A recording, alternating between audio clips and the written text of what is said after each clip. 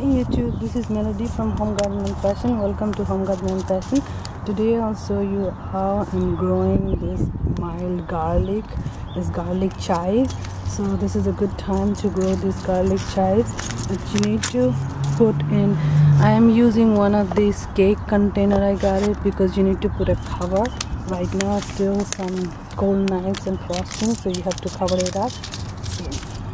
So this is the garlic chives, and all you need is a nice soil, and then you put your seeds.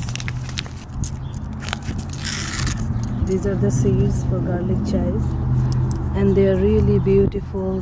When they come out, you can cook with it and they give nice flavor to your food.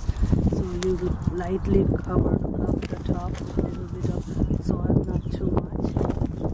Today it's windy out here, so I have to make sure the seeds don't fly away. After you do that, you water it lightly, and then you're going to put somewhere indoor in the basement. You do not keep it outside.